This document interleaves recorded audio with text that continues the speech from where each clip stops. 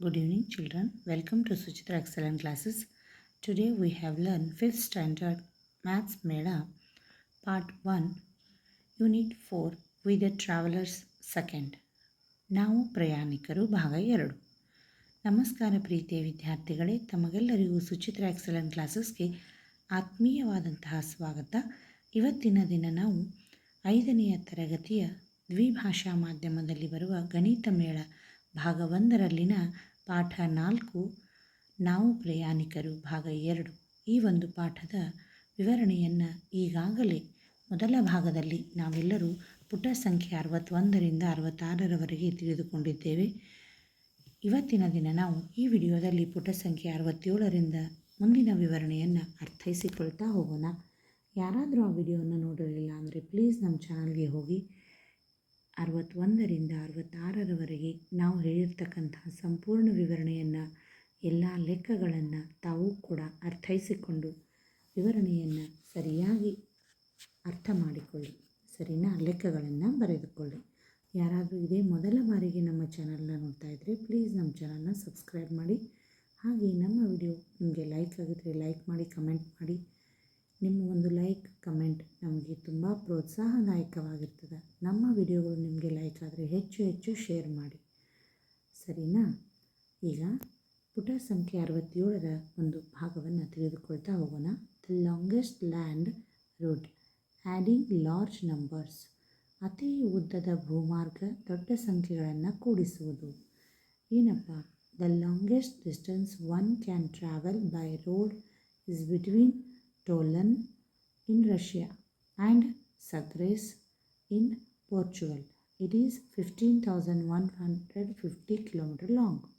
ನೋಡಿ, ರಸ್ತೆಯ ಮೂಲಕ ಪ್ರಯಾಣಿಸಬಹುದಾದಂತಹ ಅತ್ಯಂತ ಉದ್ದವಾಗಿರ್ತಕ್ಕಂತಹ ದೂರ ಯಾವುದಪ್ಪ ಅಂದ್ರೆ ಟ್ಯಾಲೋನ್, ಅದು ರಷ್ಯಾದಲ್ಲಿ, ಸಾಗ್ರೆಸ್ ಇದು ಪೋರ್ಚುಗಲ್ನಲ್ಲಿ. ಇವೆರಡರ ನಡುವೆ ಇದೆ. ಹೌದಾ? ಇದು 15,150 ಕಿಲೋಮೀಟರ್ಗಳ ಉದ್ದ ಆಗಿದೆ. ನೆಕ್ಸ್ಟ್, ಇನ್ನು 2019ರಲ್ಲಿ the north south corridor was the longest land route within India, starting from Srinagar in Jammu and Kashmir and ending at Kanyakumari in Tamil Nadu. Do you know how long it was? Let us find out. ನೋಡಿ, 2019ರಲ್ಲಿ ಉತ್ತರ ದಕ್ಷಿಣ corridor ಭಾರತದ ಒಳಗಿನ ಅತಿ ಉದ್ದದ ಭೂಮಾರ್ಗವಾಗಿದ್ದು ಎಲ್ಲಿಂದಪ್ಪ ಅಂದ್ರೆ ಇಲ್ಲಿ ಜಮ್ಮು ಕಾಶ್ಮೀರ ಇದೆ ಅಲ್ವಾ, ಈ ಜಮ್ಮು ಕಾಶ್ಮೀರದಿಂದ ಹಿಡಿದು ಕನ್ಯಾಕುಮಾರಿಯವರೆಗೂ ಅಪ್ ಟು ಎಂಡ್, ಈ ಕನ್ಯಾಕುಮಾರಿಯವರೆಗೂ ಇರ್ತಕ್ಕಂಥ ಒಂದು ಉದ್ದ.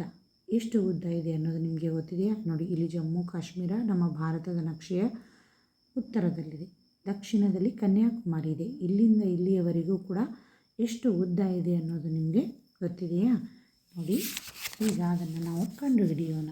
ನೋಡಿ, ಮೊದಲನೇದಾಗಿ one of the places on the north south corridor was 1855 kilometres from Srinagar and 1862 kilometre from Kanyakumari. What was the total length of the north south corridor in 2019? ಉತ್ತರ ದಕ್ಷಿಣ ಕಾರಿಡಾರ್ನಲ್ಲಿರುವ ಒಂದು ಸ್ಥಳ ಶ್ರೀನಗರದಿಂದ ಎಲ್ಲಿಗೆ ಹೋಗ್ತದ? ಶ್ರೀನಗರದಿಂದ 1855 ಕಿಲೋಮೀಟರ್ ಮತ್ತು ಕನ್ಯಾಕುಮಾರಿಯಿಂದ 1862 ಕಿಲೋಮೀಟರ್ ಇದೆ. 2019ರಲ್ಲಿ ಉತ್ತರ ದಕ್ಷಿಣ ಕಾರಿಡಾರ್ನ ಒಟ್ಟು ಉದ್ದ ಎಷ್ಟಾಗಿತ್ತು? ನೋಡಿ, ಇಲ್ಲಿ ಭಾರತದ ನಕ್ಷೆಯಲ್ಲಿ ಕೊಟ್ಟಿದೆ.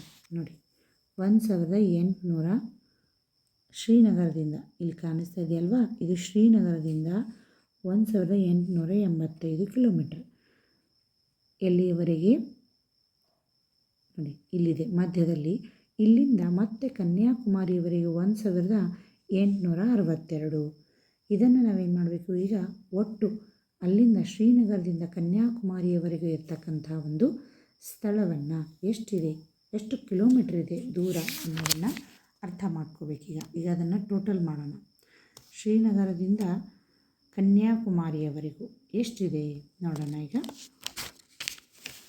ಒಟ್ಟು 18, ಇಲ್ಲಿ ಫಸ್ಟಿಗೆ ಏನಿದೆ, ಶ್ರೀನಗರದಿಂದ 1885 ಕಿಲೋಮೀಟರ್ ಮತ್ತು ಇಲ್ಲಿ 1862 ಕಿಲೋಮೀಟರ್. ಕನ್ಯಾಕುಮಾರಿಯವರೆಗೆ ಟೋಟಲ್ ಎಷ್ಟಿದೆ? 5ಕ್ಕೆ 2 ಸೇರಿಸಿದರೆ 7, 8ಕ್ಕೆ 6 ಸೇರಿಸಿದರೆ 8, 8ಕ್ಕೆ 6 ಸೇರಿಸಿದರೆ 8, 12, 13, 14, 4 ಇಲ್ಲಿ ಕ್ಯಾರಿ ಬಂತು. 8 2 16, 1 17, ಇಲ್ಲಿ ಒಂದು ಕ್ಯಾರಿ ಬಂತು. 1 2 3, 3747 ಕಿಲೋಮೀಟರ್. ಇಂಡಿಯಾದ ಇದು ಲಾಂಗೆಸ್ಟ್ ರೂಟ್ ಇದು ಕಿಲೋಮೀಟ್ರ್ 3747 ಕಿಲೋಮೀಟರ್.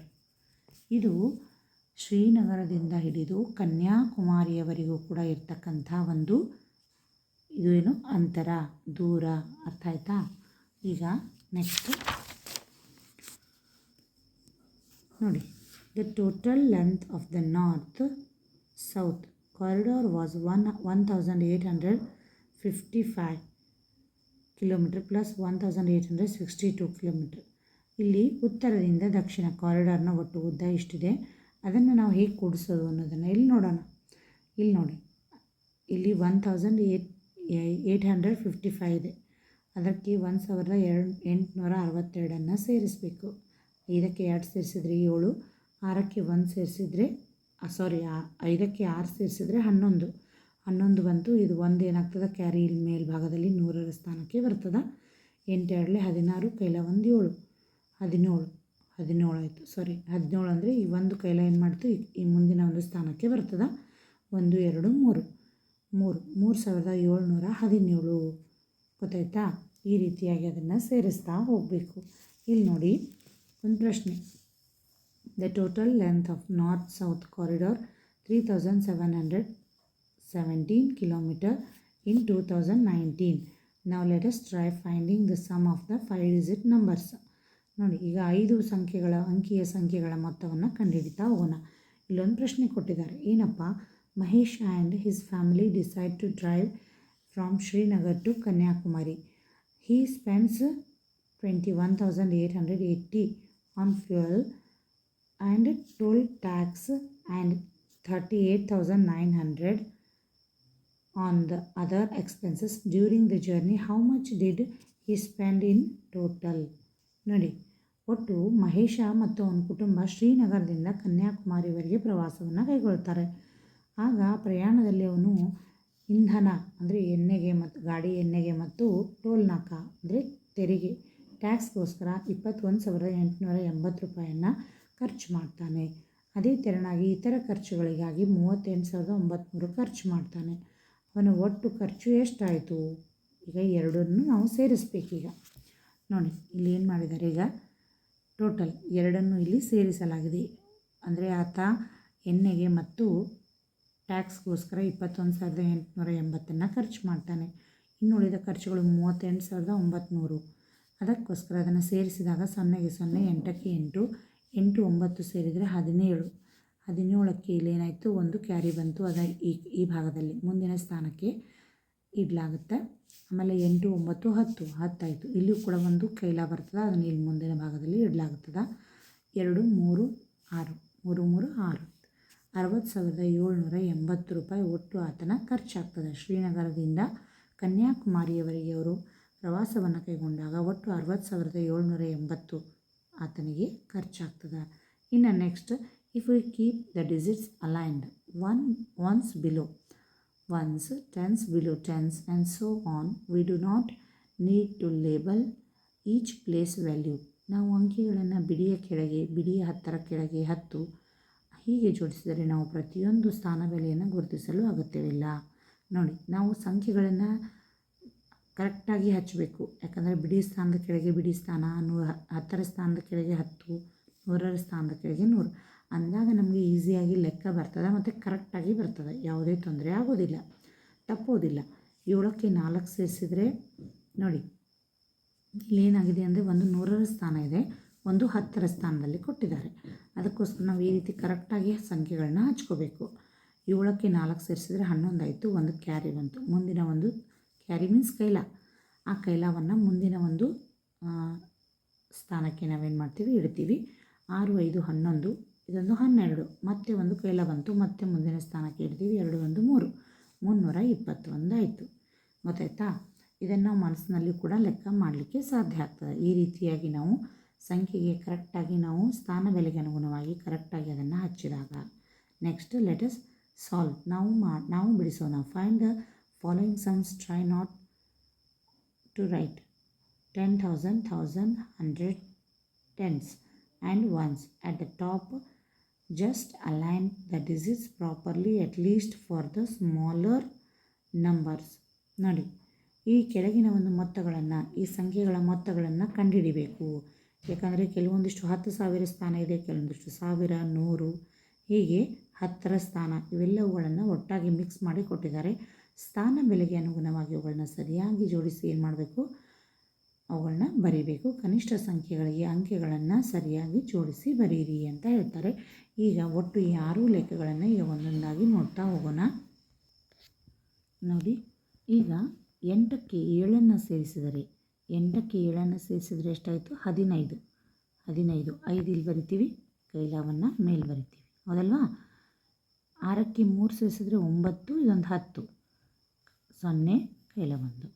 ನೆಕ್ಸ್ಟ್ 2 3 3 2 5, ಇದೊಂದು 6, 605.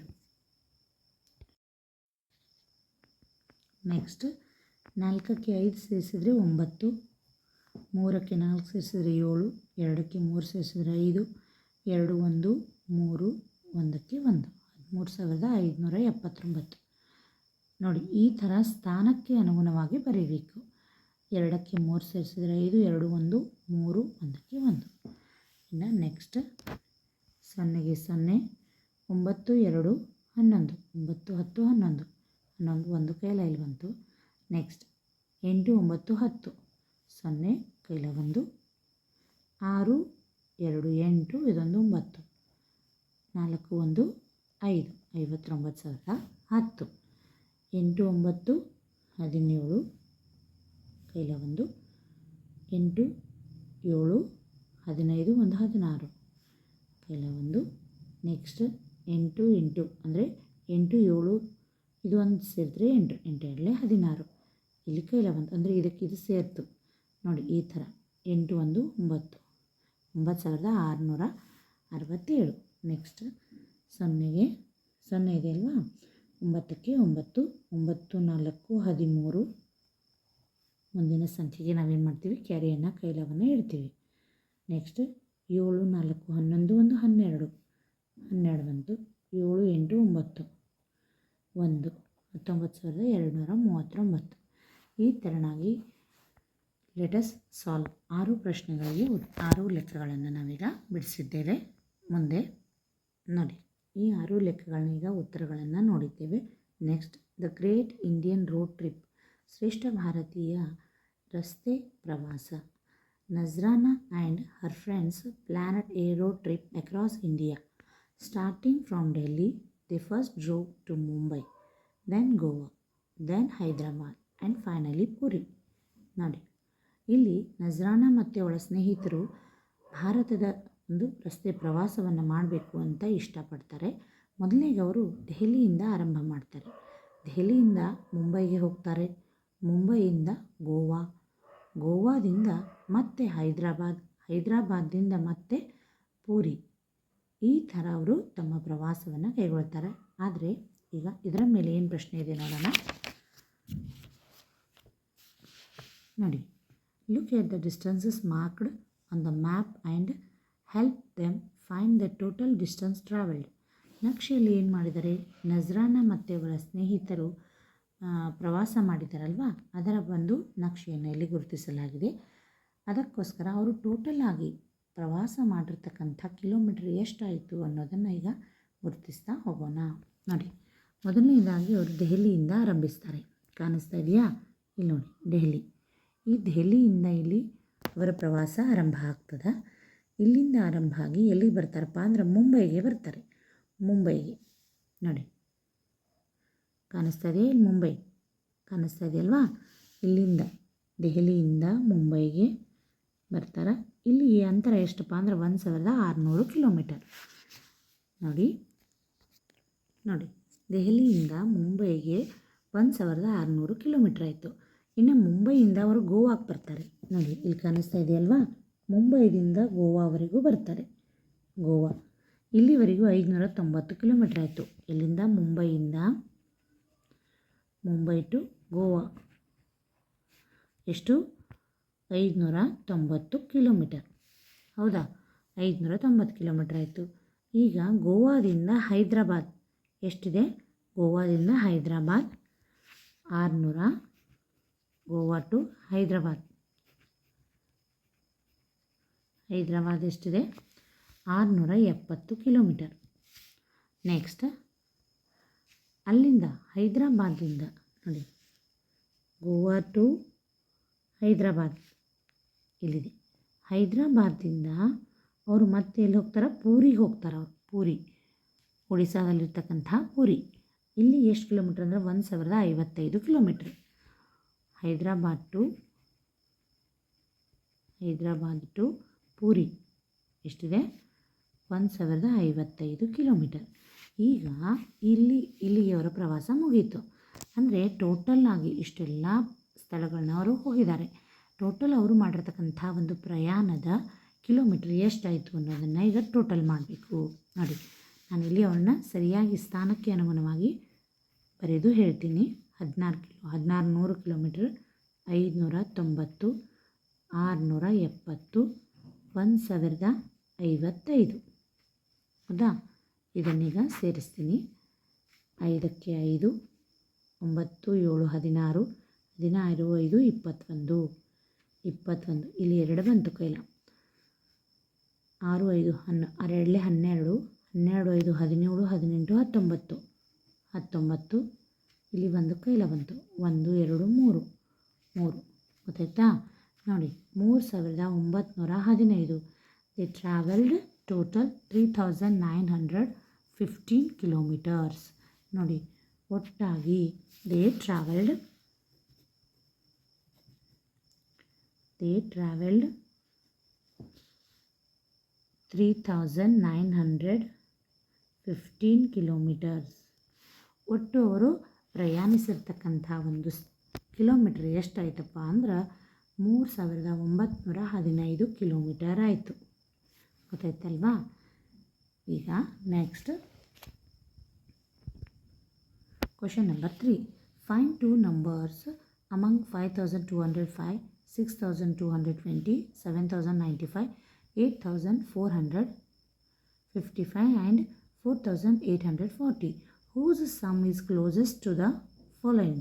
ನೋಡಿ, ಇಲ್ಲಿ ಕೆಲವೊಂದಿಷ್ಟು ಸಂಖ್ಯೆಗಳನ್ನ ಕೊಟ್ಟಾರ. ಹೌದಾ?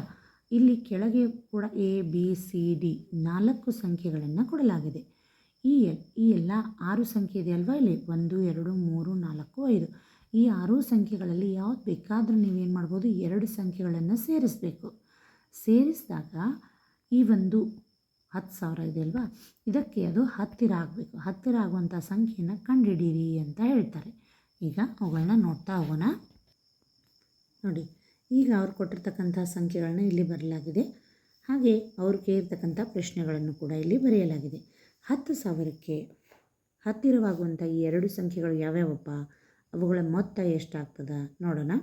ಈಗ ಮೊದಲನೆಯದಾಗಿ 10,000ಕ್ಕೆ ಸಮೀಪ ಆಗೋದು 8.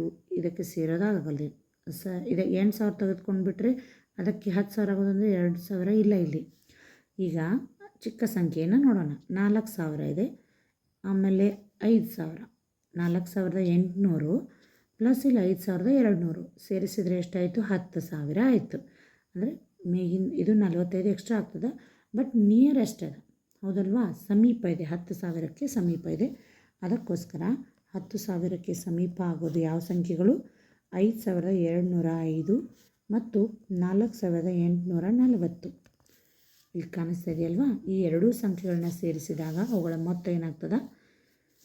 10,000 ಆಗ್ತದೆ. ಇನ್ನು 15,000 ಅದೇ ತೆರನಾಗಿ 15,000ಕ್ಕೆ ಸಮೀಪ ಆಗೋದು ಯಾವುದಪ್ಪ? 2 ಸಂಖ್ಯೆಗಳು ಯಾವುವು? 2 ಸಂಖ್ಯೆಗಳ ಮೊತ್ತ.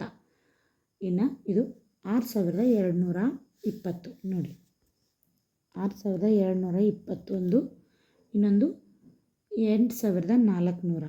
15,000 ಆಗಬೇಕಲ್ವಾ? 8,400 455. ಹಾಂ, ಇನ್ನು ನೋಡಿ 8 6 ಸೇರಿದರೆ ಎಷ್ಟಾಯಿತು? 14 ಆಯಿತು. ಸಾರಿ, 14 ಆಯಿತು. 14 ಪ್ಲಸ್ ಮೇಲಿಂದ ಇದು 400 200 ಸೇರಿದರೆ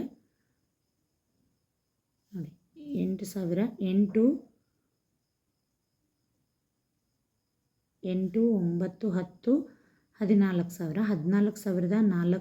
14,400 ಪ್ಲಸ್ 600 ಅಂದರೆ ನಿಯರ್ ಬಟ್ 15,000ಕ್ಕೆ ಸಮೀಪ ಇದೆ. ಇನ್ನು ಅದಕ್ಕೆ ಹೆಚ್ಚಿಗೆ ತೆಗೆದುಕೊಂಡ್ರೆ ಅದು ತುಂಬ ಅಂತರ ಆಗ್ತದೆ. 8 7 ಎಷ್ಟಾಯಿತು? ಇಲ್ಲಿ 15,000 ಆಗ್ತದೆ. 15,000ಕ್ಕಿಂತ ಮೇಲೆ ಹೋಗ್ತದೆ. 400 500 ಮೇಲೆ ಹೋಗ್ತದೆ. ಅಂತರ ಭಾಳ ಆಗ್ತದೆ. ಅದಕ್ಕೋಸ್ಕರ ನಾವಿಲ್ಲಿ ಏನು ಮಾಡಿದ್ದೀವಿ? 15,000ಕ್ಕಿಂತ ಒಳಗಡೆನೆ ಸಂಖ್ಯೆಯನ್ನು ಇಲ್ಲಿ ತೆಗೆದುಕೊಳ್ಳಲಾಗಿದೆ. ಇನ್ನು 13,000ಕ್ಕೆ ಸಮೀಪ ಆಗೋದು ಯಾವುದಪ್ಪ ಅಂದ್ರೆ 8,455 ಒಂದು, 4,841. ನೋಡಿ 8 4 12, 12 ಪ್ಲಸ್ ಇದು 12 ಎಷ್ಟಾಯಿತು? 13,000 ಮೇಲಿಂದ 13,000 ಮೇಲೆ ಚಿಲ್ಲರ್ ಆಗ್ತದೆ. ಅಂದರೆ 13,000 ನಿಯರ್ ಅದಕ್ಕೆ ಸಮೀಪ ಆಯಿತು. ಇನ್ನು ನೆಕ್ಸ್ಟ್ 16,000ಕ್ಕೆ ಅಂದರೆ 7,095 ಒಂದು, 8,455. ಇವೆರಡು ಏನಾಗ್ತವೆ ಅಂದ್ರೆ 16,000ಕ್ಕೆ ಏನಾಗ್ತವೆ? ಇವೆರಡು ಸಮೀಪ ಆಗ್ತವೆ. 8 7 15, 15 ಪ್ಲಸ್ ಇದು 500 ಮೇಲಾಗ್ತದೆ. ಎರಡು ಸೇರಿದರೆ 16,000 ಮೇಲಾಯಿತು. ಗೊತ್ತಾಯ್ತಾ? ಈ ತೆರನಾಗಿ ಎರಡೂ ಸಂಖ್ಯೆಗಳ ಮೊತ್ತವನ್ನು ನಾವು ಆ ಸಂಖ್ಯೆಗೆ ಸಮೀಪವಾಗಿ ಅಂದಾಜು ಮಾಡಿ ಬರೆಯಲಾಗಿದೆ. ನೆಕ್ಸ್ಟ್, ಸಬ್ಟ್ರಾಕ್ಟಿಂಗ್ ಲಾರ್ಜ್ ನಂಬರ್ಸ್, ದೊಡ್ಡ ಸಂಖ್ಯೆಗಳನ್ನು ಕಳೆಯುವುದು. The place where passengers board a bus is called a bus stand or bus station. ಪ್ರಯಾಣಿಕರು ಬಸ್ ಹತ್ತುವ ಸ್ಥಳವನ್ನು ಬಸ್ ನಿಲ್ದಾಣ ಅಥವಾ ಬಸ್ ತಂಗುದಾಣ ಅಂತ ಕರೆಯಲಾಗುತ್ತೆ. Similarly a railway station is the place where people board trains.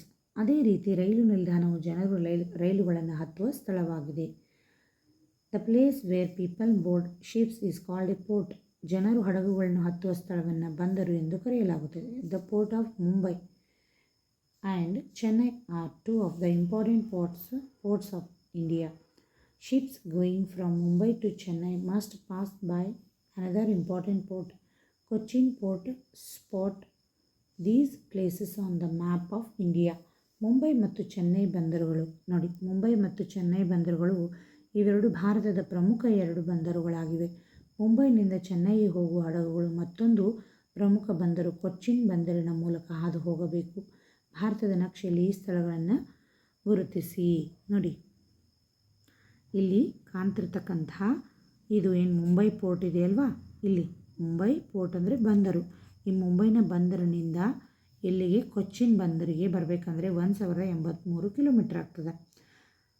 ಇನ್ನು ಮುಂಬೈ ಬಂದರಿನಿಂದ ಚೆನ್ನೈ ಪೋರ್ಟ್ ಇಲ್ಲಿಂದ ನೋಡಿ ನೇರವಾಗಿ ಇಲ್ಲಿ ಕಾಣಿಸ್ತಾ ಇದೆ ಅಲ್ವಾ, ಈ ರೀತಿಯಾಗಿ ನೇರವಾಗಿ ಬಂದರೆ ಇದು ಎಷ್ಟಿದೆ? 2,700 ಕಿಲೋಮೀಟ್ರ್ ಇದೆ. ಇದು 2,700 ಕಿಲೋಮೀಟ್ರ್ ಇದೆ. ಇಲ್ಲಿಂದ ಮುಂಬೈನಿಂದ ಕೊಚ್ಚಿನ್, ಮುಂಬೈನಿಂದ ಕೊಚ್ಚಿನ್ ಪೋರ್ಟ್ ಇಲ್ಲಿದೆ ಅಲ್ವಾ. ಹಡಗಿನ ಮೂಲಕ ಬಂದರೆ 2,700. ಇಲ್ಲಿ ನೋಡಿ, ಇದು ಮುಂಬೈನಿಂದ ನೇರವಾಗಿ ಕೊಚ್ಚಿನ್ ಪೋರ್ಟ್ಗೆ ಬಂದರೆ 1,083 ಕಿಲೋಮೀಟ್ರ್. ಈಗ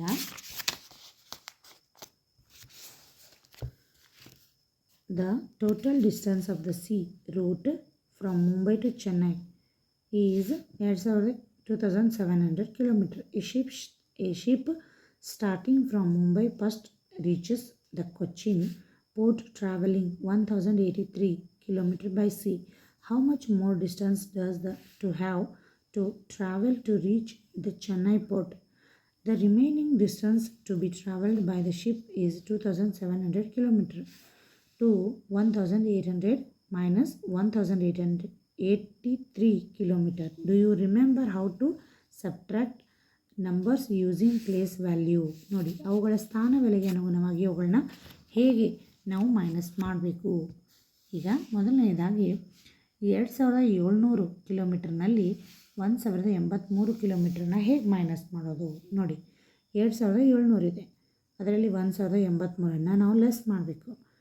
ನೋಡಿ, 0ಯಲ್ಲಿ 3 ಹೋಗೋದಿಲ್ಲ, 0 ಚಿಕ್ಕ ಸಂಖ್ಯೆ, 0ಯಲ್ಲಿ ಹೋಗೋದಿಲ್ಲ. ಅದಕ್ಕೋಸ್ಕರ ಪಕ್ಕದ ಮನೆಯಿಂದ ಏನು ಮಾಡ್ತೀವಿ, ಒಂದು ಸಂಖ್ಯೆಯನ್ನು ಸಾಲವಾಗಿ ಪಡಿತೀವಿ. 10 ಅಂದರೆ ಒಂದು 10ರ ಗಂಟೆನ ಒಂದು ಪಡೆದಾಗ 10 ಇಲ್ಲಿ ಏನಾಯ್ತಪ್ಪ ಅಂದ್ರೆ 10ರಲ್ಲಿ 3 ಹೋದರೆ 7 ಆಯಿತು. ನೆಕ್ಸ್ಟ್ ಇಲ್ಲಿ ಒಂದು ಹೋದ ತಕ್ಷಣ ಏನಾಯಿತು, ಇದು 0 ಇತ್ತು. ಈ ಮನೆಯಿಂದ ಅಲ್ಲಿಯೂ ಕೂಡ ಪಕ್ಕದ ಮನೆಯಿಂದ ಒಂದನ್ನು ತೆಗೆದುಕೊಂಡ್ರೆ ಇಲ್ಲಿಯೂ 10 ಆಗಿತ್ತಲ್ವ. ಒಂದು ಇಲ್ಲಿ ಹೋಗೋಣ, ಇಲ್ಲಿ ಏನಾಯಿತು 9 ಉಳಿತು. 9ರಲ್ಲಿ 8 ಹೋದರೆ 1. ನೆಕ್ಸ್ಟ್ ಇಲ್ಲಿ 1 ತೆಗೆದುಕೊಂಡಿರೋದ್ರಿಂದ ಇಲ್ಲಿಯೂ ಕೂಡ 7 ಇದ್ದಲ್ಲಿ ಒಂದು ಲೆಸ್ ಆಗಿ 6 ಉಳಿತು. 6ರಲ್ಲಿ 0 ಹೋದರೆ 6ಕ್ಕೆ 6. 0 ಕೆಳಗಡೆ ಇದ್ದರೆ ಅದಕ್ಕೆ ಬೆಲೆ ಇರೋದಿಲ್ಲ. ಮೇಲ್ಭಾಗದಲ್ಲಿ ಅಂದರೆ 10ರ ಒಂದು ಇಲ್ಲಿ ನೋಡಿ, ಇಲ್ಲಿಯೂ ಕೂಡ 0 ಇದೆ, ಅದಕ್ಕೆ 10 ಅಂತ ತೆಗೆದುಕೊಂಡು ನಾವು ಲೆಸ್ ಮಾಡಿದ್ವಿ ಮೈನಸಲ್ಲಿ. ಆದರೆ ಕೆಳಭಾಗದಲ್ಲಿದ್ದರೆ ಅದಕ್ಕೆ ನಾವು ಇಲ್ಲಿ ಬೆಲೆ ಇರೋದಿಲ್ಲ. ಎಷ್ಟಿರುತ್ತಲ್ಲ ಸಂಖ್ಯೆ ಅಷ್ಟೇ ಬರಿಬೇಕು. 2ರಲ್ಲಿ 1 ಹೋದರೆ 1. 1617 ಗೊತ್ತಾಯ್ತಾ ನೋಡಿ. ಇನ್ನು the ship has to travel 1617 kilometre more to reach Chennai. ಹಡಗು ಚೆನ್ನೈ ತಲುಪಲು ಇನ್ನೂ 1617 ಕಿಲೋಮೀಟರ್ ಹೆಚ್ಚು ಪ್ರಯಾಣಿಸಬೇಕು ಅಂತ ಹೇಳ್ತಾರೆ. ಈಗ are you learned earlier the longest land route is 15,150 kilometre between Tallinn Russia and Sagres Portugal. The longest highway in Africa is 10,228 kilometre long connecting the cities of Cairo in Egypt and Cape Town in South Africa. How much longer is the land route between Tallinn and Sagres compared to the highway between Cairo and Cape Town. ನೋಡಿ, ನೀವು ಈಗಾಗಲೇ ಮೊದಲೇ ತಿಳಿದಿರುವಂತೆ ನಾವು ಈಗಾಗಲೇ ಹಿಂದೆ ತಿಳ್ಕೊಂಡಿವಲ್ವಾ, ಏನು ರಷ್ಯಾದಲ್ಲಿರ್ತಕ್ಕಂಥ ಟಾಲನ್, ಪೋರ್ಚುಗಲ್ನಲ್ಲಿರ್ತಕ್ಕಂಥ ಸಾಗ್ರೆಸ್, ಇವುಗಳ ನಡುವಿನ ಅಂತರ 15,150 ಕಿಲೋಮೀಟರ್ ಇದೆ. ಅತಿ ಉದ್ದದ ಭೂಮಾರ್ಗ ಅದು, ಹೌದಲ್ವಾ. ಆಫ್ರಿಕಾದ ಅತಿ ಉದ್ದದ ಹೆದ್ದಾರಿ 10,228 ಕಿಲೋಮೀಟರ್ ಉದ್ದವಾಗಿದ್ದು ಈಜಿಪ್ಟ್ನ ಕೈರೋ ನಗರಗಳು ದಕ್ಷಿಣದ ಆಫ್ರಿಕಾದ ಕೇಪ್ ಟೌನನ್ನು ಸಂಪರ್ಕಿಸುತ್ತದೆ. ಕೈರೋ ಮತ್ತು ಕೇಪ್ ಟೌನ್ ನಡುವಿನ ಹೆದ್ದಾರಿಗೆ ಹೋಲಿಸಿದರೆ ಟಾಲನ್ ಮತ್ತು ಸಾಗ್ರೆಸ್ ನಡುವಿನ ಭೂಮಾರ್ಗವು ಎಷ್ಟು ಉದ್ದವಾಗಿದೆ ನೋಡಿ.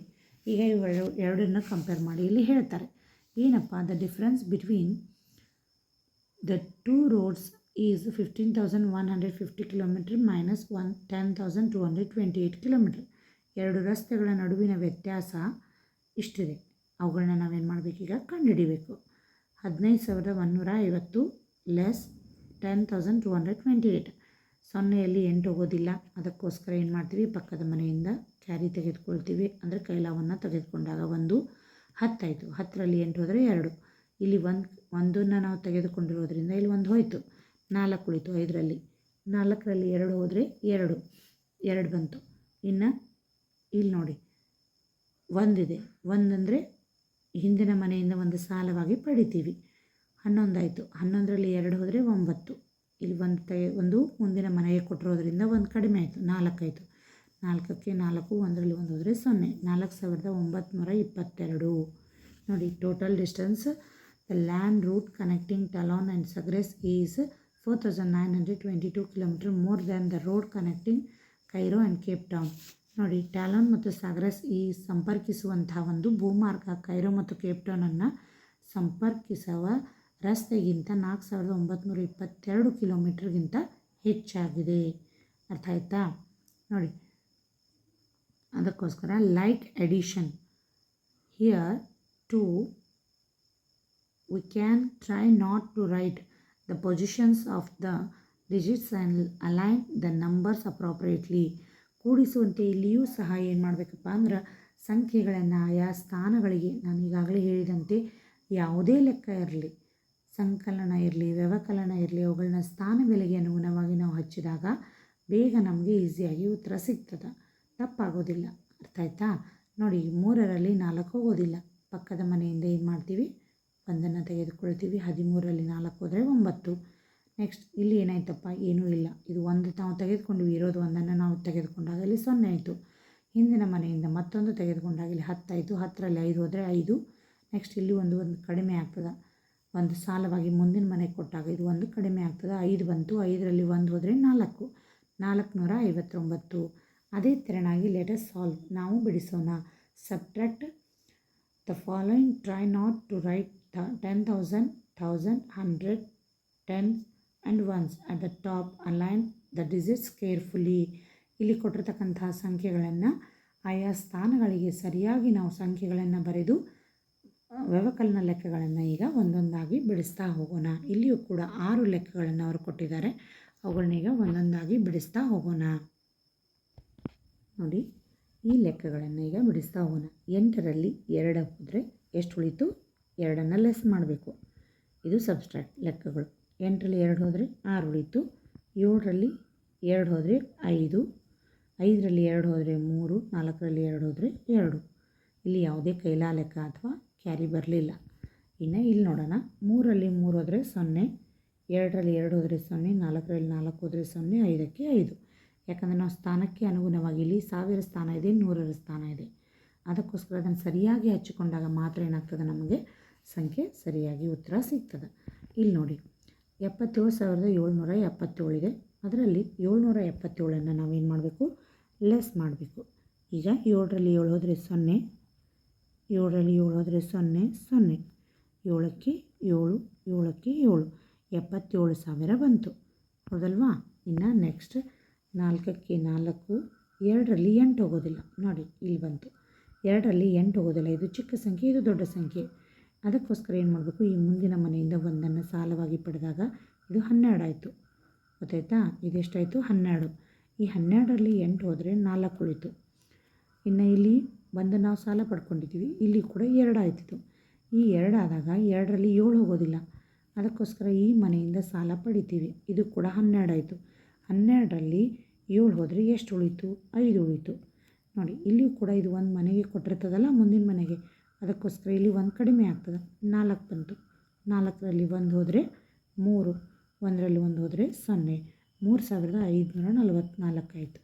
ಇನ್ನು 3ರಲ್ಲಿ 2 ಹೋದರೆ 1, 2ರಲ್ಲಿ 1 ಹೋದರೆ 1, 1ಕ್ಕೆ 1. ಅರ್ಥ ಆಯ್ತಾ?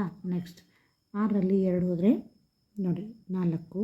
ಇಲ್ಲಿ ಕೂಡ 2ರಲ್ಲಿ 5 ಹೋಗೋದಿಲ್ಲ. 5 ದೊಡ್ಡ ಸಂಖ್ಯೆ, 2 ಚಿಕ್ಕ ಸಂಖ್ಯೆ. ಅದಕ್ಕೋಸ್ಕರ ಮುಂದಿನ ಮನೆಯಿಂದ ನಾವೇನು ಮಾಡ್ತೀವಿ? ಒಂದು ಸಾಲ ಪಡೆದುಕೊಳ್ತೀವಿ. 12 ಆಯಿತು. 12ರಲ್ಲಿ 5 ಹೋದರೆ ಎಷ್ಟು ಉಳಿತು? 7. 12ರಲ್ಲಿ 5 ಹೋದರೆ 7 ಉಳಿತು. ನೆಕ್ಸ್ಟ್ ಇಲ್ಲಿ 8 ಇತ್ತಲ್ವಾ? 8ರಲ್ಲಿ ನಾವು 1 ತೆಗೆದುಕೊಂಡ್ವಿ, 7 ಆಯಿತು. 7ರಲ್ಲಿ 7 ಹೋದರೆ 0. ಆನ್ಸರ್ ಎಷ್ಟು ಬಂತು? 74 ಬಂತು. ಗೊತ್ತಾಯ್ತಾ? ಈ ಥರನಾಗಿ ನಾವೇನು ಮಾಡಬೇಕು? ಸಬ್ಸ್ಟ್ರಾಕ್ಟ್ ಲೆಕ್ಕಗಳನ್ನು ನಾವು ಮಾಡ್ತಾ ಹೋಗಬೇಕು. ಈಗ ಒಟ್ಟು 6 ಲೆಕ್ಕಗಳನ್ನು ನಾವೀಗ ತಿಳಿದುಕೊಂಡಿದ್ದೇವೆ. ಲೆಟಸ್ ಸಾಲ್ವ್ ಇಲ್ಲಿಗೆ ಕಂಪ್ಲೀಟ್ ಆಯಿತು. ನೆಕ್ಸ್ಟ್ ನೋಡಿ, ಪುಟ ಸಂಖ್ಯೆ 73ರಲ್ಲಿರ್ತಕ್ಕಂಥ ಲೆಟಸ್ ಸಾಲ್ವನ್ನು ನಾವೀಗ ಕಂಪ್ಲೀಟ್ ಮಾಡಿದ್ದೇವೆ. Next second question, Mary train journey to Delhi. ನೋಡಿ, ದೆಹಲಿಗೆ ಮೇರಿಯ ರೈಲು ಪ್ರಯಾಣ. ನೋಡಿ, ದೆಹಲಿಗೆ ಏನು ಮಾಡ್ತಾ ಇದ್ದಾಳೆ? ಮೇರಿ ಪ್ರಯಾಣವನ್ನು ಮಾಡ್ತಾ ಇದ್ದಾಳೆ. ನೋಡಿ, ಪ್ರಶ್ನೆ ಏನಪ್ಪ ಅಂದರೆ, Mary is on a train journey. She starts from Kolkata with 12,540. She spends 3,275 on food and other expenses during her trip to Varanasi. In Varanasi, her uncle gives her a gift worth 4,900. She then travels to Delhi, spending 2,645 on the train ticket. She spends 1,275 on souvenirs in Delhi. How much money is Mary left with at the end of the Delhi trip? ನೋಡಿ, ಮೇರಿ ಏನು ಮಾಡ್ತಾಳೆ? ದೆಹಲಿಗೆ ರೈಲು ಪ್ರಯಾಣವನ್ನು ಆರಂಭಿಸ್ತಾಳೆ. ಅವರು ಕೋಲ್ಕತ್ತಾದಿಂದ ತನ್ನ ಹತ್ರ ಎಷ್ಟು ದುಡ್ಡಿದೆ? ಮೊದಲಿಗೆ 12,540 ಇದೆ. ನೋಡಿ, ಅವಳ ಹತ್ರ ಒಟ್ಟು ಮೊದಲಿಗೆ 12,540 ಇಟ್ಕೊಂಡು ಅವಳು ಪ್ರವಾಸವನ್ನು ಆರಂಭಿಸ್ತಾಳೆ. ಹಾಗೆ ವಾರಣಾಸಿಗೆ ಪ್ರವಾಸದ ಸಮಯದಲ್ಲಿ ಅವಳು ಊಟಕ್ಕಾಗಿ ಇತರೆ ಖರ್ಚುಗಳಿಗಾಗಿ 12,000ದಲ್ಲಿ 3,275 ಖರ್ಚು ಮಾಡ್ತಾಳೆ. ಅವಳು ವಾರಣಾಸಿಗೆ ಬಂದು ತಲುಪುವಷ್ಟರಲ್ಲಿ ಅವರ ಚಿಕ್ಕಪ್ಪ ಏನು ಮಾಡ್ತಾರೆ? ಅವಳಿಗೆ 4,900 ಕೊಡ್ತಾರೆ. ಅಮೌಂಟನ್ನು ಕೊಟ್ಟಾಗ ಅವಳು ದೆಹಲಿಗೆ ಮತ್ತೆ ಪ್ರಯಾಣವನ್ನು ಮುಂದುವರಿಸ್ತಾಳೆ. ರೈಲು ಟಿಕೆಟ್ಗಾಗಿ ಅಲ್ಲಿಂದ ವಾರಣಾಸಿಯಿಂದ ಅವಳು ದೆಹಲಿಗೆ ರೈಲು ಟಿಕೆಟ್ಗಾಗಿ 2,645 ಖರ್ಚು ಮಾಡ್ತಾರೆ. ಅವರು ದೆಹಲಿಯಲ್ಲಿ ಸ್ಮಾರಕಗಳಿಗಾಗಿ 1,275 ಖರ್ಚು ಮಾಡ್ತಾರೆ. ದೆಹಲಿ ಪ್ರವಾಸದ ಕೊನೆಯಲ್ಲಿ ಮೇರಿಯ ಬಳಿ ಉಳಿದ ಹಣ ಎಷ್ಟು? ನೋಡಿ, ಈಗ ನಾವೇನು ಮಾಡಬೇಕಪ್ಪ ಅಂದ್ರೆ ಫಸ್ಟ್ ಅವಳ ಹತ್ರ ಇರ್ತಕ್ಕಂಥ ಹಣ, ಅವರ ಅಂಕಲ್ ಕೊಟ್ಟಿರ್ತಕ್ಕಂಥ ಹಣವನ್ನು ಸೇರಿಸ್ಕೋಬೇಕು. ಆಮೇಲೆ ಏನು ಮಾಡಬೇಕಪ್ಪ ಅಂದ್ರೆ ಅವಳು ಖರ್ಚು ಮಾಡಿರ್ತಕ್ಕಂಥ ಹಣವನ್ನು ನಾವು ಏನು ಮಾಡಬೇಕು, ಅದನ್ನು ಕೂಡ ಸೇರಿಸ್ಕೊಂಡು ಎರಡನ್ನೂ ಕೂಡ ಒಟ್ಟು ಮೌಲ್ಯವನ್ನು ಏನು ಮಾಡಬೇಕು, ಲೆಸ್ ಮಾಡಬೇಕು. ಇದರಲ್ಲಿ ಅವಳ ಹತ್ರ ಇರ್ತಕ್ಕಂಥ ಹಣದಲ್ಲಿ ಅವಳು ಖರ್ಚು ಮಾಡಿದ ಹಣ ಎಷ್ಟು, ಇದೆರಡನ್ನು ಲೆಸ್ ಮಾಡಿದಾಗ ನಮಗೆ ಉತ್ತರ ಸಿಗ್ತದೆ. ಈಗ ನೋಡಿ ಒಂದೊಂದಾಗಿ ಮಾಡ್ತಾ ಹೋಗೋಣ. ನೋಡಿ, ಮೇರಿ ಹತ್ರ ಮೊದಲಿಗೆ ಇರ್ತಕ್ಕಂಥ ಹಣ, ಅವಳ ಹತ್ರ 12,540 ರೂಪಾಯಿ ಇತ್ತು. ಇಲ್ಲಿಂದ ಅವಳು ಕೋಲ್ಕತ್ತಾದಿಂದ ತನ್ನ ಪ್ರಯಾಣವನ್ನು ಆರಂಭ ಮಾಡಿದಾಗ, ದೆಹಲಿಗೆ ಪ್ರಯಾಣ ಮಾಡ್ತಾ ಇದ್ಲಲ್ವಾ, ಕೋಲ್ಕತ್ತಾದಿಂದ ಆರಂಭ ಮಾಡಿದಾಗ ಅವಳ ಹತ್ರ 12,540 ಇತ್ತು. ಆಮೇಲೆ ಅವಳು ವಾರಣಾಸಿಗೆ ಹೋದಾಗ ಅವಳು ಚಿಕ್ಕಪ್ಪ ಅವಳಿಗೆ ಹಣವನ್ನು ಕೊಡ್ತಾರೆ, ಅಂಕಲ್ ಕೊಡ್ತಾರೆ. ಅದು ಎಷ್ಟು, 4,900. ಅದನ್ನು ಸೇರಿಸ್ಕೋಬೇಕು. ಎಷ್ಟಾಯಿತು, 17,440 ಆಯಿತು. ನೆಕ್ಸ್ಟ್ ಅವಳು ಖರ್ಚು ಮಾಡಿರ್ತಕ್ಕಂಥ ಹಣವನ್ನು ಇಲ್ಲಿ ಲೆಕ್ಕ ಹಾಕಲಾಗಿದೆ. ನೋಡಿ, ಆಹಾರಕ್ಕಾಗಿ ಅವಳು ಖರ್ಚು ಮಾಡಿದ ಹಣ 3,275 ಅಮೌಂಟ್ ಸ್ಪೆಂಡ್ ಆನ್ ಫುಡ್.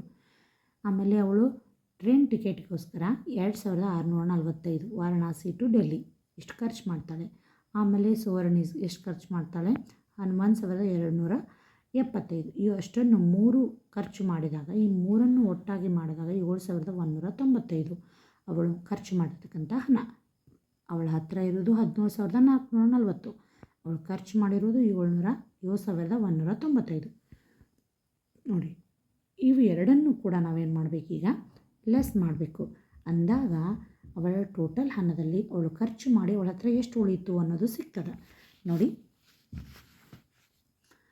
0ಯಲ್ಲಿ 5 ಹೋಗೋದಿಲ್ಲ, ಅದಕ್ಕೋಸ್ಕರ ಪಕ್ಕದ ಮನೆಯಿಂದ ಏನು ಮಾಡ್ತೀವಿ, ಸಂಖ್ಯೆಯನ್ನು ತೆಗೆದುಕೊಳ್ತೀವಿ. 10 ಆಯಿತು, 10ರಲ್ಲಿ 5 ಹೋದರೆ 5 ಉಳಿತು.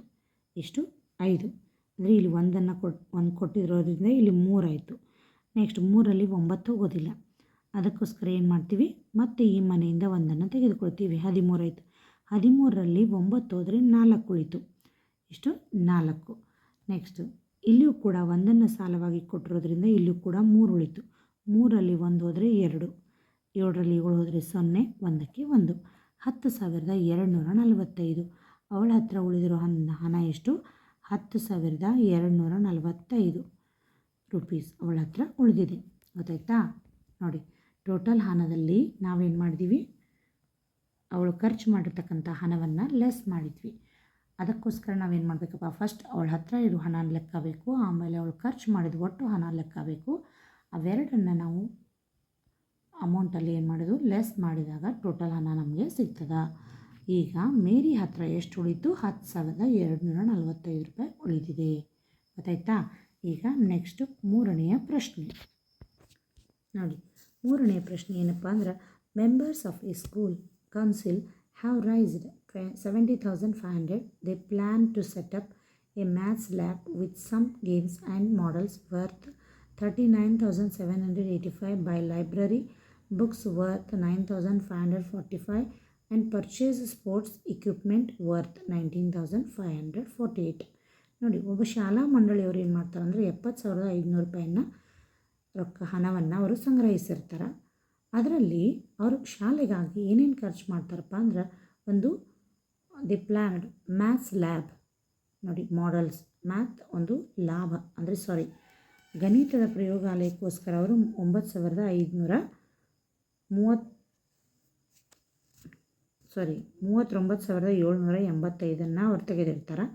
ನಂತರದಲ್ಲಿ ಗ್ರಂಥಾಲಯಕ್ಕಾಗಿ 9,545, ಆಮೇಲೆ ಸ್ಪೋರ್ಟ್ಸ್ ಮಟೀರಿಯಲ್ಗೋಸ್ಕರ 19,548 ಅವರು ಖರೀದಿ ಮಾಡ್ತಾರೆ. ಆಗ ನೋಡಿ, ಅವರು ಗಣಿತದ ಒಂದು ಪ್ರಯೋಗಾಲಯಕ್ಕಾಗಿ ಇಷ್ಟು ಹಣ ಕೊಡಿಸಿರ್ತಾರೆ, ಖರ್ಚು ಮಾಡ್ತಾರೆ. ಒಂದು ಗ್ರಂಥಾಲಯದ ಬುಕ್ಸ್ಗೋಸ್ಕರ ಇಷ್ಟು, ಕ್ರೀಡಾ ಸಾಮಗ್ರಿಗೋಸ್ಕರ ಇಷ್ಟು. ಟೋಟಲ್ ಅವರ ಖರ್ಚು ಎಷ್ಟಿದೆ ಇದೆಲ್ಲವನ್ನು ಸೇರಿಸಿದಾಗ ಒಟ್ಟು ಇದು ಎಡಿಷನ್ ಎಲ್ಲ ಒಂದು ಖರ್ಚು ಸೇರಿಸಿದಾಗ 68,878 ಬಂತು. ಆಮೇಲೆ ಅವ್ರ ಹತ್ರ ಟೋಟಲ್ ಇರುವಂಥ ಅಮೌಂಟ್ ಎಷ್ಟು, ಅವ್ರು ಸಂಗ್ರಹಿಸಿದ್ದು 70,500, ಅವ್ರು ಖರ್ಚು ಮಾಡ್ತಿರೋದು 68,878, ಅಂದರೆ ನಿಯರ್ ಬೈ 69,000, 69,000. ನೋಡಿ, ಇದರಲ್ಲಿ ಹೆಚ್ಚಿರೋದು ಯಾರ ಹತ್ರ, 70,500. ಅಂದರೆ ಅವ್ರ ಖರ್ಚಿಗಾಗಿ ಇನ್ನೂ ಸ್ವಲ್ಪ ಹಣ ಉಳಿತದೆ, ಆದರೂ ಹೆಚ್ಚಿಗೆ ಉಳಿಯೋದಿಲ್ಲ. Yes, they have enough money total ಅಲ್ಲಿ ಹಣ ಏನಾಗ್ತದೆ ಕರೆಕ್ಟಾಗಿ ಅವರಿಗೆ ಸೆಟ್ ಆಗ್ತದೆ. ಗೊತ್ತಾಯ್ತಾ? ಇನ್ನು next 4th question, a truck can carry 8,250 kilometre of goods. A factory loads 3,675 kg of cement and 2,850 kg of steel on it. ಒಂದು ಟ್ರಕ್ 8,250 ಕಿಲೋಮೀಟರ್ ಸರಕುಗಳನ್ನ ಸಾಗಿಸ್ಬೋದು. ಆದರೆ ಒಂದು ಕಾರ್ಖಾನೆಯು ಅದರ ಮೇಲೆ 3,675 kg ಸಿಮೆಂಟ್, 2,850 ಉಕ್ಕನ್ನು ಲೋಡ್ ಮಾಡ್ತದೆ. ಫಸ್ಟ್ ಕ್ವೆಶನ್ ಏನಪ್ಪ ಅಂದ್ರೆ ಟ್ರಕ್ಕಿಗೆ ಲೋಡ್ ಮಾಡಲಾದ ಒಟ್ಟು ತೂಕ ಎಷ್ಟು? ಈಗ ಏನು ಮಾಡಬೇಕಪ್ಪ ಅಂದ್ರೆ ನಾವು ಇವೆರಡನ್ನು ಸೇರಿಸಬೇಕು. ಈಗ ಟ್ರಕ್ಗೆ ಇವು ಎಷ್ಟು ಲೋಡನ್ನು ಅಲ್ಲಿ ಏನು ಮಾಡಿದ್ದಾರೆ, ಹಾಕಿದ್ದಾರೆ, ತೂಕ ಹಾಕಿದ್ದಾರೆ ಅನ್ನೋದನ್ನು ಈಗ ನಾವು ಲೆಕ್ಕ ಮಾಡಿ ನೋಡಬೇಕು. ಅದರಲ್ಲಿ ಒಂದು ಪ್ರಶ್ನೆ ನೋಡಿ, ವೇಟ್ ಆಫ್ ಸಿಮೆಂಟ್ನ ವೇಟ್ ಎಷ್ಟಿದೆ? 3,675 ಇದೆ. ಸ್ಟೀಲ್ ವೇಟ್ ಎಷ್ಟಿದೆ? 2,850 ಇದೆ. ಅವೆರಡನ್ನು ಸೇರಿಸಿದಾಗ 6,525 ಆಯಿತು. ಈಗ 6,525 kg ವೇಟ್ ಈಸ್ ಲೋಡೆಡ್ ಅಂದರೆ ಆ ಟ್ರಕ್ಕಿಗೆ ಇಷ್ಟು ತೂಕವನ್ನು ಈಗಾಗಲೇ ಹೇರಲಾಗಿದೆ. ಇನ್ನು ಬಿ ಕ್ವೆಶನ್ ಏನಿದೆ ನೋಡಿ, ಬಿ ಕ್ವೆಶನ್ ಏನಪ್ಪ ಅಂದ್ರೆ how much more weight can the truck carry before reaching its maximum capacity. Truck ತನ್ನ ಗರಿಷ್ಠ ಸಾಮರ್ಥ್ಯವನ್ನು ತಲುಪುವುದಕ್ಕೆ ಇನ್ನೂ ಎಷ್ಟು ಹೆಚ್ಚು ತೂಕವನ್ನು ಹೊರಬಹುದು? ಈಗ ನಾವು ಇವೆರಡನ್ನು ಲೆಕ್ಕ ಮಾಡಿದಾಗ 6,525 ಬಂತು. ಹೌದಾ? ಈಗ ಇನ್ನೂ ಅದು ಹೆಚ್ಚಿಗೆ ಬರಬೇಕು ಅಂದರೆ ಇನ್ನೂ ಎಷ್ಟು ಹೆಚ್ಚಿಗೆ ಅದು ಹೊರಲಿಕ್ಕೆ ಸಾಧ್ಯ ಅಂದರೆ ಅದರ ಕೆಪಾಸಿಟಿ ಎಷ್ಟಿದೆ? 8,250. ಆದರೆ ಈಗಾಗಲೇ ಹೊರಿಸಿರೋದೆಷ್ಟು? 6,525. ಇವೆರಡನ್ನು ಸೇರಿಸಿದಾಗ ಎಷ್ಟು ಇನ್ನು ಉಳಿದಿರತಕ್ಕಂಥದ್ದು ಅನ್ನೋದನ್ನು ಈಗ ನೋಡೋಣ. ನೋಡಿ, ಟ್ರಕ್ನ ಈಗಾಗಿನ ಒಂದು ಕೆಪಾಸಿಟಿ ಮ್ಯಾಕ್ಸಿಮಮ್ ಕೆಪಾಸಿಟಿ 8,250. ಈಗ ಆಲ್ರೆಡಿ ಅದರಲ್ಲಿ ಇರೋದು 6,525. ಇದರಲ್ಲಿ ಇದನ್ನು ಲೆಸ್ ಮಾಡಿದರೆ 1,725. ಇಷ್ಟು ಇನ್ನೂ ಅದರಲ್ಲಿ ಒಂದು ವೇಟನ್ನು ಅದು ತಡೆದುಕೊಳ್ಬಹುದು. 1,725 kg ಅಷ್ಟು ಅದು ಏನಾಗ್ತದೆ, ಒಂದು ಟ್ರಕ್ ಇಷ್ಟೊಂದು ವೇಟನ್ನು ಅದು ತಡೆದುಕೊಳ್ತದೆ. ಅರ್ಥ ಆಯ್ತಾ? ಈಗ ಎ ಮತ್ತು ಬಿ 4ನೇ ಪ್ರಶ್ನೆ ಎ ಮತ್ತು ಬಿ ಎರಡು ಪ್ರಶ್ನೆಗಳಿಗೆ ಉತ್ತರಗಳನ್ನು ತಿಳಿದುಕೊಂಡಿದ್ದೇವೆ. ಇದುವರೆಗೂ ನಾವು ನೋಡಿ ಪುಟ ಸಂಖ್ಯೆ 66ರಿಂದ ಪುಟ ಸಂಖ್ಯೆ 75 ಅಲ್ಲಿಯವರೆಗೆ ನಾವೇನು ಮಾಡಿದ್ದೇವೆ, ಎಲ್ಲ ಪ್ರಶ್ನೆಗಳಿಗೆ ಉತ್ತರಗಳನ್ನು ಬಿಡಿಸ್ತಾ ಬಂದಿದ್ದೇವೆ. ಪುಟ ಸಂಖ್ಯೆ 66 ನೋಡಿ, 66 ಕಂಪ್ಲೀಟ್ ಆಯಿತು. 67ರಿಂದ ಪುಟ ಸಂಖ್ಯೆ 67ರಿಂದ ನಾವೇನು ಮಾಡಿದ್ದೀವಿ, ಇವತ್ತಿನ ಈ ವಿಡಿಯೋದಲ್ಲಿ ಬಿಡಿಸ್ತಾ ಬಂದಿದ್ದೇವೆ. ಅರ್ಥ ಆಯ್ತಾ? ಎಲ್ಲರೂ ಕೂಡ ಪೂರ್ತಿ ವಿಡಿಯೋವನ್ನು ನೋಡಿ ಸಂಪೂರ್ಣ ವಿವರಣೆಯನ್ನು ಅರ್ಥೈಸಿಕೊಳ್ಳಿ. ಇದು ಪುಟ ಸಂಖ್ಯೆ 67ರಿಂದ 75ರವರೆಗೆ 67ರಿಂದ 75ರವರೆಗೆ ಎಲ್ಲ ಒಂದು ಲೆಕ್ಕಗಳನ್ನು ಸಂಪೂರ್ಣವಾಗಿ ಬಿಡಿಸ್ತಾ ಬಂದಿದ್ದೇವೆ. ಸಬ್ಸ್ಟ್ರಾಕ್ಟ್, ಎಡಿಷನ್ ಎಲ್ಲವನ್ನು, ಸಮಸ್ಯೆಗಳನ್ನು ಕೂಡ, ವರ್ಡ್ ಪ್ರಾಬ್ಲಮ್ಸ್ ಎಲ್ಲವನ್ನು ಕೂಡ ಬಿಡಿಸ್ತಾ ಬಂದಿದ್ದೇವೆ. ವಿವರಣೆಯನ್ನು ಅರ್ಥೈಸಿಕೊಳ್ಳಿ, ಸರಿಯಾಗಿ ಬರೆದುಕೊಳ್ಳಿ. Thanks for watching.